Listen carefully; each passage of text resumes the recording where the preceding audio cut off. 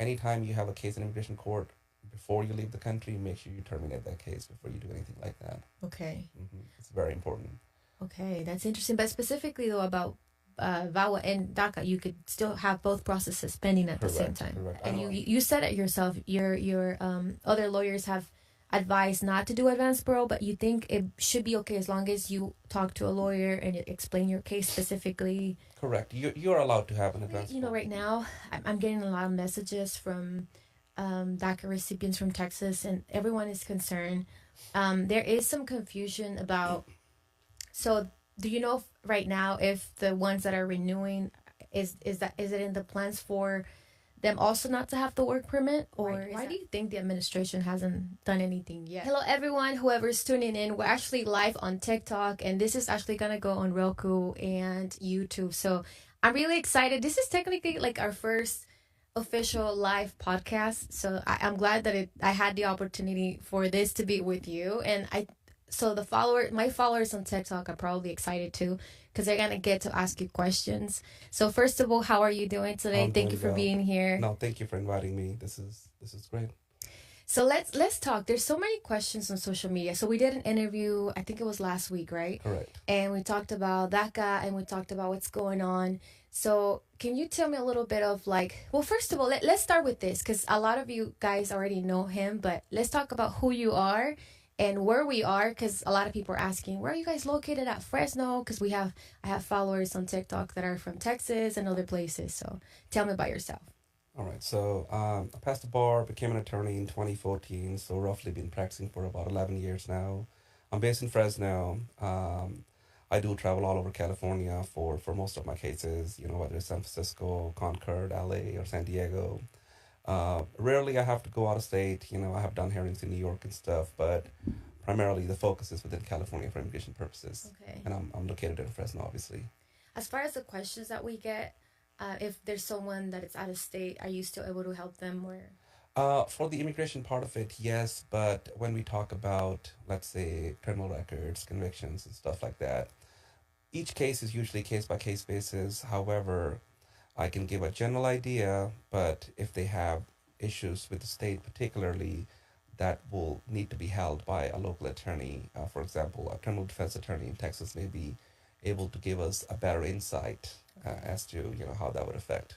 Okay, so let's just start with a topic that a lot of my followers on TikTok would like to know, and I think there's so much confusion about it. And we talked about this last week, but for the ones that are barely tuning in, so what's going on right now with DACA and the process, the approval, new applications? What's the general idea right now? So the biggest change that took place was in January, the decision that came out of the Fifth Circuit. It affected Texas primarily. So the biggest change is they took away the employment authorization from the residents of Texas. So if you're applying for DACA or renewing your DACA in Texas, you will probably not be granted employment authorization document anymore. So like we discussed last week, one of the things that people from Texas will be doing be moving to a different jurisdiction, for example, California, where you're still eligible to apply for authorization. DACA recipients in Texas will still get protection from deportation, but it's going to make it really difficult to sustain life, without being able to work, especially people who are in their 20s or early 30s. It will be really difficult. So I think the biggest change we have seen is affecting Texans.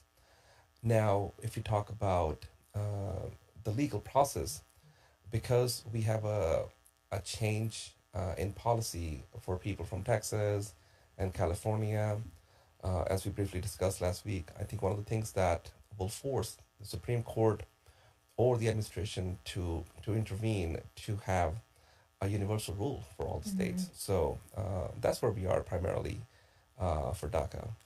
Well, I mean, and this is probably not a legal question, but it's just in your perspective. Why do you think the administration hasn't done anything yet so far?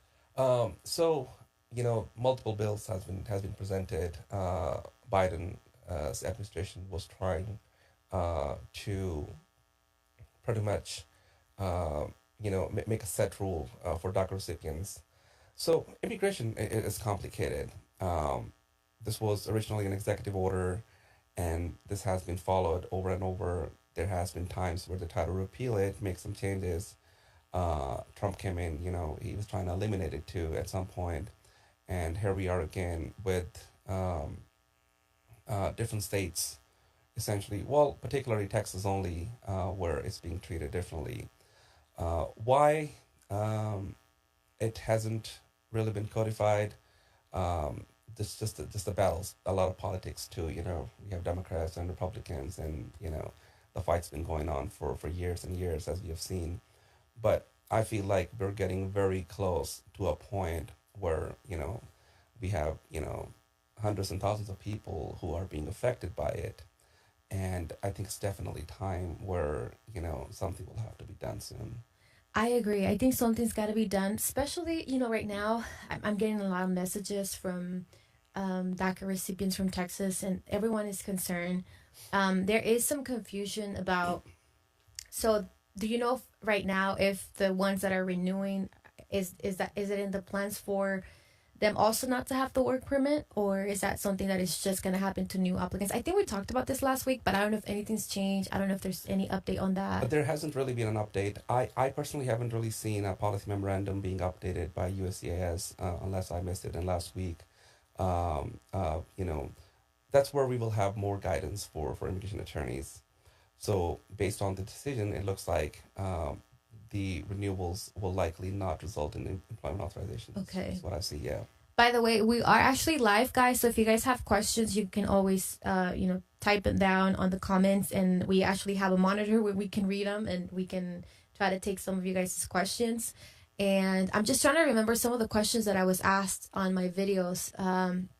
But the main concern, well, there was a question, and I think, uh, I already figured what your answer may be, because Texas is a very the laws are a little bit different, right? Definitely. But I did get a question regarding DUI. Like, if you have DACA and you have a DUI, what would be your best advice as far as renewing when you have a DUI?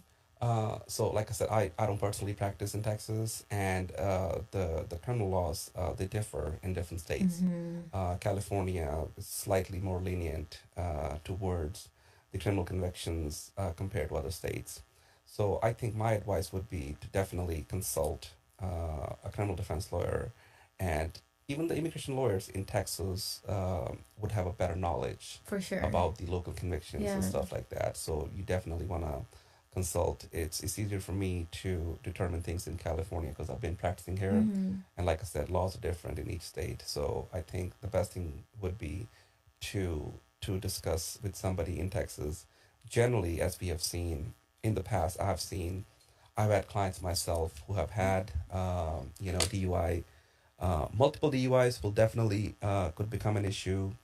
One DUI has generally not been an issue, uh, but with the policies being changing, and Mm-hmm. how we see the administration is cracking down upon a lot of people, I would be very careful with what steps to take, and definitely consult an attorney before I take a step. For now, Texas specifically, right? But Correct. California seems to be okay so far as Correct. the DUI. Mm-hmm. I know there's also questions regarding advanced parole, and we talked about this again last week. But Mm-hmm. I think for the new viewers on this live TikTok live, I think it's important to talk about how I think you were, because I talked to, and you said it yourself. Your other lawyers have advised not to do advanced parole, but you think it should be okay as long as you talk to a lawyer and you explain your case specifically. Correct. You're allowed to have an advanced parole still. You can apply for an advanced parole. And I just want to also say, if there's an emergency, you can always ask your attorney, or you can go yourself down to the local USCIS office wherever you are. Like, we have an office in Fresno, so usually people from Bakersfield or Modesto or Stockton, they come down Okay. here, and you can go to the local office. Let's say you have an emergency, like one of your grandparents is very sick, or your Mm-hmm. uncle or aunt, somebody you were close to, and you want to go down. You can definitely get a advance parole, on the same day. They're allowed to issue that. Okay. Um, about traveling right now, it's very iffy. It's very iffy. I'll be very careful. I would only leave if you really need to. Okay. Technically, the document, says that you'll be allowed back in the country.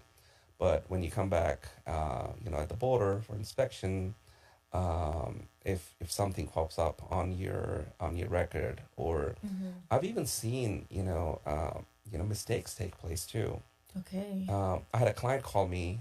This was, man, maybe like 4 months ago. Um, U.S. citizen, I think this kid was like 18, 19, got picked up from the airport from Oakland. He was about to fly to Canada, and he was arrested, detained overnight, and it was just a mistaken identity. Wow. Yeah, he was held overnight, he's in the system and all that. So, something like that happens and you get stuck, and it may take a lot of time for you to go through the embassy to prove everything and come back. So, it's a bit risky. I wouldn't say you can't do it at all, but I would take caution if you really are trying to travel at this time. Yeah, you think, I mean, has it always been, because we always talked about how advanced bro, it says somewhere that, I mean, it is a way for you to go out of the country and come back, technically. Mm-hmm. But it also says somewhere in there, like, it's up to the officer discretion, I believe, Correct. something along the lines of that. Correct. So the same applies even for VAWA cases. Okay.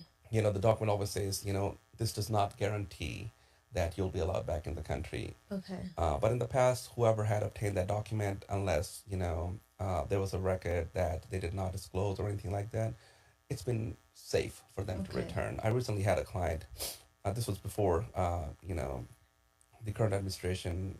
This client has been here for probably 12 years. Initially was here on asylum, and he applied for VAWA relief recently, issued a travel document, and he went and came back. He actually traveled twice. With He recently the traveled. advanced bro? Correct. Okay. Yeah. He recently traveled. I was Yeah. gonna ask you, do you have any Yeah. recent cases of advanced bro? Yes. How did it go for them? Yeah. It was perfectly fine. He had no Okay. issues coming back. So, um, I still think it's safe. I think, if you look at the overall picture, and like we were discussing some stats last time too, last week when I was saying that, um, the total number of people deported was about close to 40,000, 41,000. And a large number of that, I think close to about 30,000, was people either they had some sort of criminal history, gang members, and that's a point they said even some known terrorists. Mm-hmm. They said so a big chunk of those numbers was people who had criminal history, and I believe the remaining 7 or 8 thousand people that were deported, maybe they were just overstaying their visa, did not have filed for any kind of relief. Sometimes people, they come in and they never apply for anything, Mm-hmm. or they come here on a visa and then they just overstayed. I've seen clients who come and consult where they came in, let's say 2018, 2019, and they've been here for 6, 7 years, but they never applied for any relief. I've even seen clients, who've been here for over like 16, 17 years. Um, so the priority list of people who will be deported, still remains people, who have criminal history, gang members, terrorist activities, and all that. And at the lowest is people who, just do not have status. But that's kind of changing. They're just cracking down more than they were before. However, I did see a stat last week where the number of people getting arrested has dropped pretty much half. Okay. Where it was about like 1,000 to 1,200, it has come down to about 600, 700 people. Okay. Another question that I remember that I seen, and now that you talked about Bawa, right? Well, yeah. Can someone get? Because so I'm trying to remember exactly how he worded it, but he's a docket recipient and he Mm-hmm. needs to renew. Mm-hmm. But I guess he got married and he's thinking about applying for Okay. Bawa. So you could do both, right? Correct. There's no reason why you couldn't. Correct. Okay. Correct. Anytime you have, I'm gonna like kind of get into the legal side of it, but I'll try to explain Okay. for people to understand. This is one of the things that is actually very important for people to understand. So you have USCIS, that's one Okay. agency where you apply for VAWA or DACA or things like that. And sometimes you have your case in immigration court. Okay. Um, if you have your case in immigration court and you apply for a benefit USCIS, you want to make sure that you terminate the court's jurisdiction, which means if you have a case in the immigration court, the court has jurisdiction over this person. That means only the court has the power to make a decision about this person. You will not be able to get benefit from USCIS until you terminate your case in the court, and now you come to USCIS, be like, hey, now I want you guys to decide. So, for example, I get clients, let's say somebody has an asylum case pending in the Okay. immigration court, and now they marry a U.S. citizen, or they want to apply for VAWA, with USCIS. I must terminate their case in immigration court. They can apply, Mm-hmm. but before a decision could be made. So um, once you apply for UCS, if they see that your case is pending in immigration court, they will not make a decision. Yeah. Either they will just deny it, or they will say you need to terminate your application in the immigration court and then come back. So it's really important. One, I'm just going to briefly touch on one quick thing. Sometimes I've seen people where they have a pending case in immigration court and they leave the country. Mm-hmm. You never want to do that. If you have a case in immigration court, especially asylum or anything like that, and you leave the country, you're technically automatically considered deported Okay. because you abandoned your case in immigration court. So anytime you have a case in immigration court, before you leave the country, make sure you terminate that case before you do anything like that. Okay. It's very important. Okay, that's interesting. But specifically though about VAWA and DACA, you could still have both processes pending at the same time. Correct. I know. I'm sorry, a little deviated from the topic. I just this is something that I've seen Yeah, a yeah, lot no, happen a yeah, lot. I just want to make that's sure people know that they need to be careful about those things. But Baba and DACA, you have no problem applying because they're keeping them both going together. to the same agency. Yeah. Okay, I would have assumed that you had to terminate one to start the other one. Yeah. Well, no, not technically. No. You keep your status intact while Okay. you're waiting. It's like coming here on a student visa, for example, and let's say you're waiting for let's say you get married to a U.S. citizen and now you applied for a green card. Technically, once you apply for the green card, you can just stay here and Mm-hmm. wait for the decision. But it doesn't hurt to keep your student visa intact and stay legal in that status. For as well. sure. Mhm. For sure. And by the way, we are actually live, guys. This is actually not a pre-recorded podcast. We're technically live. So the reason is we wanted you guys to be able to ask questions. So I know some of you guys may be thinking this is a pre-recorded podcast, but it's actually not. So if you have questions, please ask questions. And then we may put your info somewhere on the screen, or maybe we can upload it later. I think the confusion is because we talked about similar stuff last week when we were Yeah. live on TikTok. Yeah. I think that's what's going on. But and this is our first live podcast, so it's exciting to me. I know you really wanted to talk about guardianship too. Yes. So guardianship is if you are under the age of 21, Okay. currently present in the United States, and if you were, abused, abandoned by your parents, either one or both parents, and you cannot. Sorry, that's my phone. You're okay. If you cannot be reconnected with the parents, and if you have a legal guardian, a guardian could be appointed by a U.S. court for you. Okay. That could become a pathway to a green card. So the process works like this: you apply for a guardianship matter, and you can do it in Fresno, any court, Yeah. anywhere. Once you apply, you need a legal guardian who's taking care of you in the States, financially, emotionally, all those kind of things. You may have an aunt, you may have a family friend, even does not have to be a relative. Yeah. Initially, one of the questions that I was getting a lot was, do they have to have a green card or a U.S. citizenship? No. No, They could even they be on a don't? work permit. So even you Okay. could be a guardian for somebody. That I didn't know that. Yeah. I've seen people who had pending asylum cases Okay. and they have a work permit and they became guardians. Okay. So once the court approves your guardianship case, you apply this form called I-360 for special immigrant juvenile status. And the approvals are pretty quick on those. The maximum time allotted to USCIS for those cases is about 6 months. They must, do an adjudication on those for 6 months. That's so interesting because, Yeah. as you said, okay, so if I have a work permit and I'm just putting a scenario, and I have, let's say, my little sister, she's a minor, obviously, and I could be her guardian, and I would be able to basically get her a green card, technically. Correct.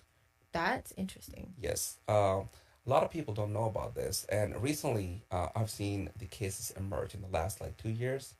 I've seen the number of cases jump from literally 0 to 100 Okay. in the last 2 years. I mean, even in Fresno, when I go to court, every morning I at least see like 6 to 8 people sitting there for guardianship cases. Yeah. It's so crazy because I had not really heard much about this, and this is in a way, it's such a great information to know. I wonder why not a lot of people are talking about this. Oh no, I see. Well, I think out in the open, I don't really see a lot of people talk about it. But when I go to court, so in the last, let's say, 6 months, whether I appear in Stockton, I've appeared in Stockton, Okay. Madera, Yeah.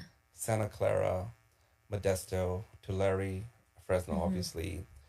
Every time I'm in court, uh, especially Sacramento, I mean, in cities like Sacramento, Santa Clara, I see a big chunk of cases. So we're in probate court here, Okay. where they talk about wills and all these kind of things. Yeah. But then they also hear guardianship cases as well.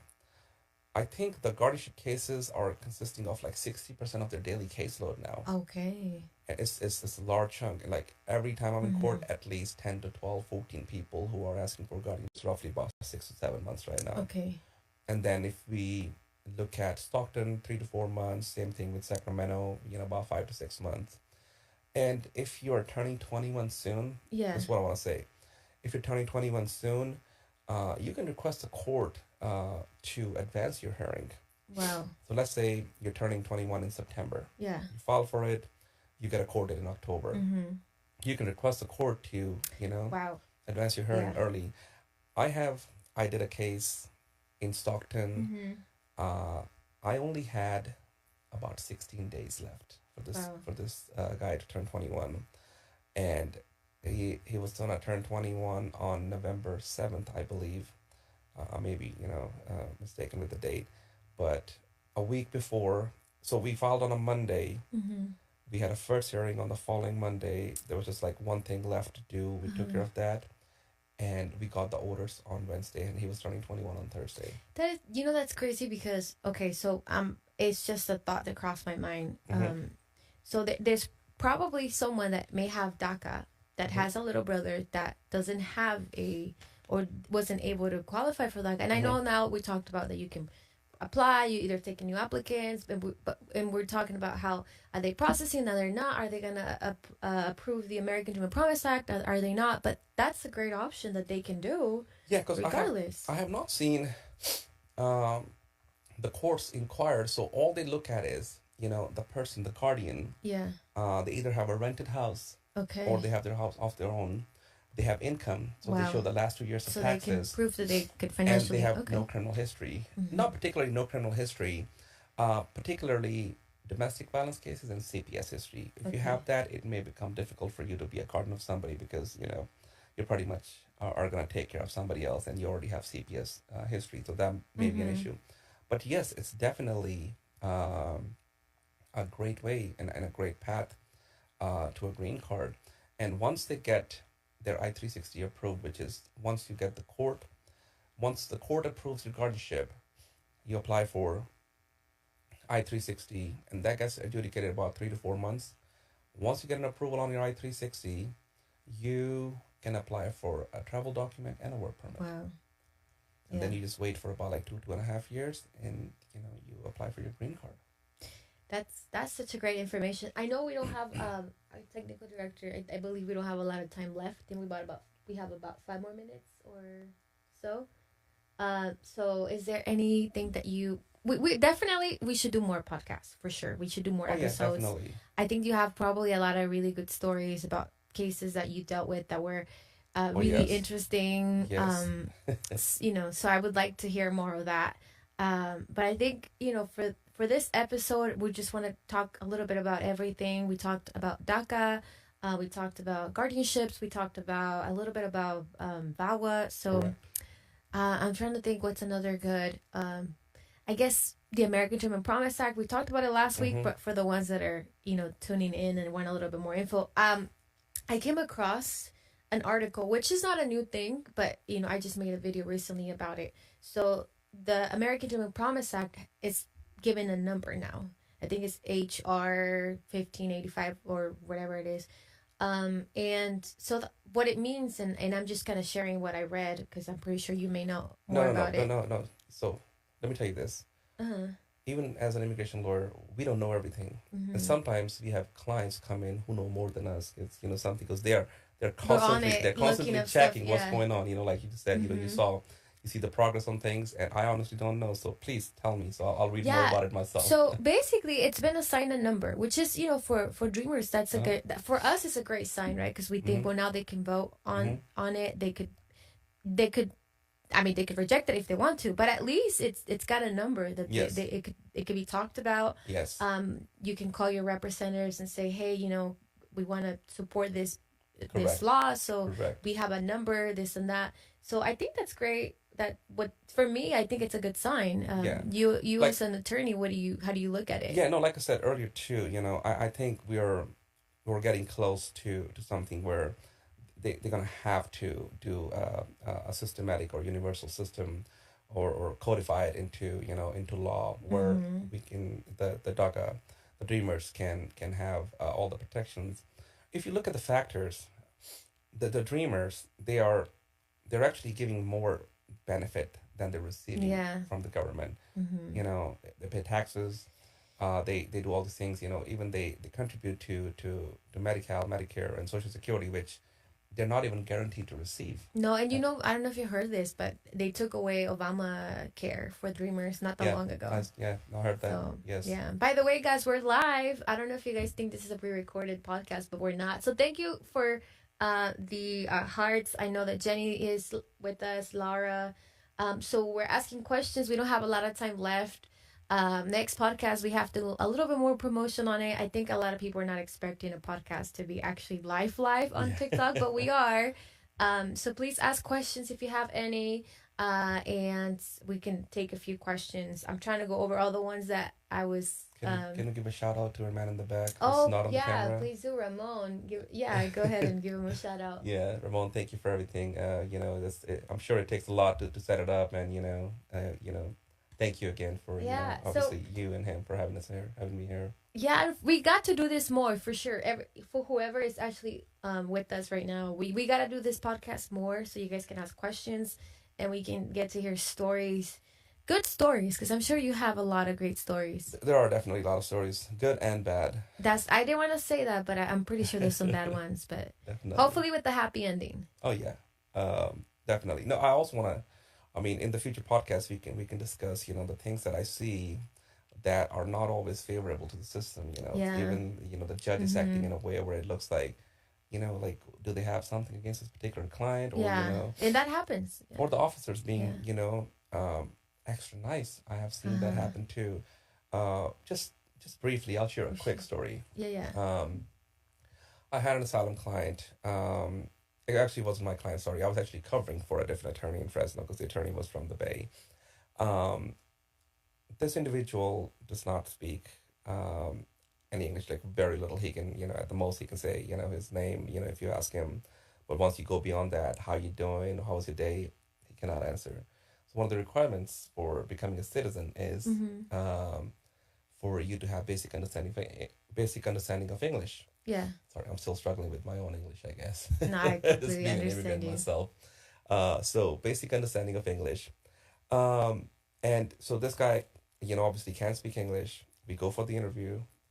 We have a question, Okay, but let's yeah. go. Let's do that. Jenny says, is it true that we can submit an initial DACA application, and what would you recommend to do? That's the question that we have. And we talked about this, but some of you guys just tuned in. So Yeah. Well, yes. Well, but they're just not processing it. That's like we said, last week. So submitting it's not an issue, but they're not processing any new applications. yeah. So just to clarify, and I think you can help me just to make sure that I'm giving the right information.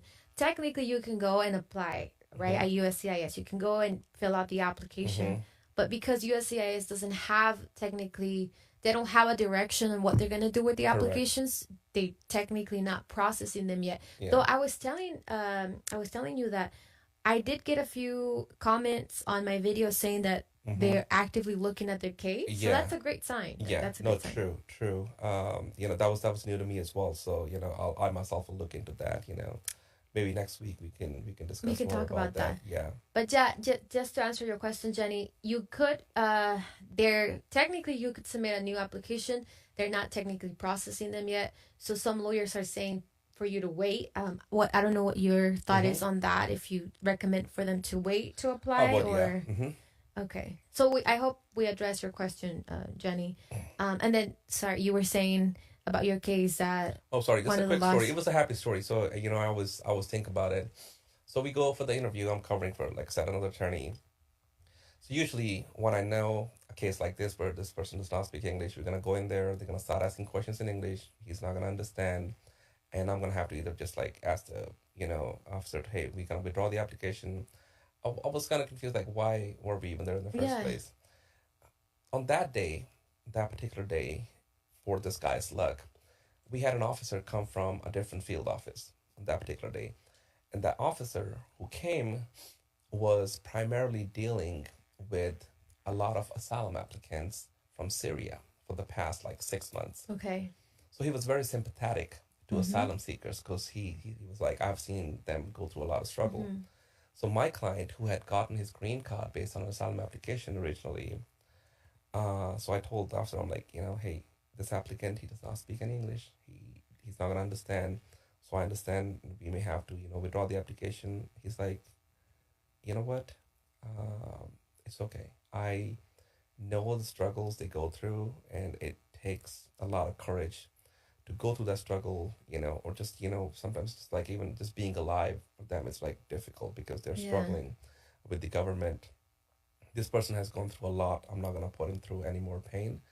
I'm going to grant a citizenship without asking him any questions. And awesome. I was shocked. I could not believe it. So I've seen things like that. So, like, I heard cases for sure. I heard cases too, like I talked to dreamers that done the advanced parole that they say we had the best experience coming back in. The officer was so nice. They were like, welcome home. And it just makes you be like, wow, that sounds like not a bad experience. But then you also get the ones that are like, like, we don't know what you're talking about. We never heard of advanced parole. They give you a hard time.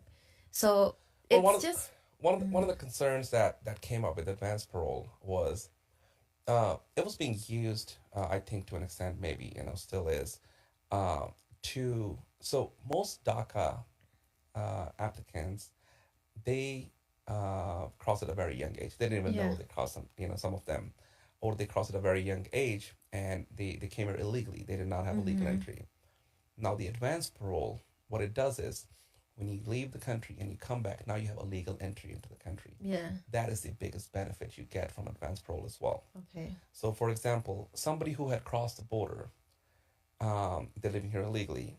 Let's say you marry a U.S. citizen, not for, green card purposes. You just, find somebody, you fall in love, you marry a U.S. citizen. And now they're applying for a green card.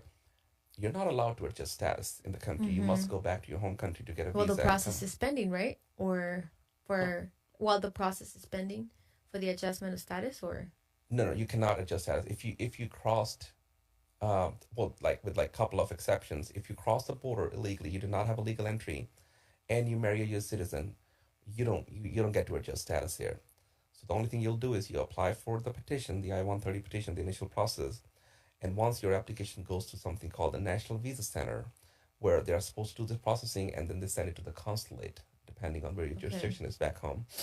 They send it to the consulate, and you have to go back to your home country to get a visa and come back in. Now, the problem is you've been here illegally for 5-10 years, or even a year, more than a year. The moment you leave the country, you trigger a ban for 10 years. Or even dreamers, right? I mean, you've been here. You cannot adjust status. So, so most people had to go through, they have to apply for I-601 waiver, I-601A waiver, provisional waiver. So they apply for the waiver. So before the process was, you go back home, you go to the embassy, get denied, Now you apply for a waiver. You wait for the waiver for 2 3 years. The waiver gets Wow. approved. Yeah. Then you go back to embassy, get the visa, and come back. So there was a separation period for For about three like four three, years. 4 years. Yeah. The U.S. government changed that. It's been over a decade, where you can apply for the waiver while you're in states now. 601A waiver. So you could. So you wait for the waiver to be approved while you're in states, and once the waiver is approved, now you don't trigger a bar when you leave the country. Uh-huh. So you will just leave the country to go get the visa and come back the next day if you want. So you. That's Yeah, possible. yes. But now here's when the advanced role comes in. If you came here illegally and you're a DACA recipient, you have DACA, you applied for advanced parole, you leave the country, whatever the reason was, your grandma was sick, or you had a family member you had to cater to, you go there for a week and you come back. Now you have a legal entry. Now, if you marry a U.S. citizen, You can adjust your status. you can adjust your status. That was the biggest benefit of advanced parole. Yeah. So there's so much info that we gotta talk about. I think our directors. How long have we been live for? 25 minutes or more? 36. Okay. So we gotta go, guys. Thank you all for watching. I think it's funny because I think a lot of people are confused, thinking that we were not live. Okay. So we gotta keep doing this more so people understand that we're actually definitely. completely live. Yeah. Is there anything you'd like to say before we say goodbye? Oh no, just I just want to say just stay safe. Definitely, just don't get yourself in trouble, because if you have anything to do with immigration, you just want to stay safe. And just definitely don't drink and drive. I know it's a Saturday. We all want to enjoy, I but know, just be right? safe. Yeah. Yeah. And No, but I just want to thank you for having me here. There's a lot of things we can share, and I hope it helps people. Honestly, it's one of yeah, the for goals. sure. I really hope we can get more questions that we can answer, that can shed some clarity on the issues that For we're sure. having currently. For sure. Well, thank you. Thank you, Of course. everyone. Hopefully, maybe we can coordinate maybe next week or the following weekend. Definitely. We'll see you guys sometime. So thank you all. Have a good one. Have a good weekend. Bye. Thank you for watching.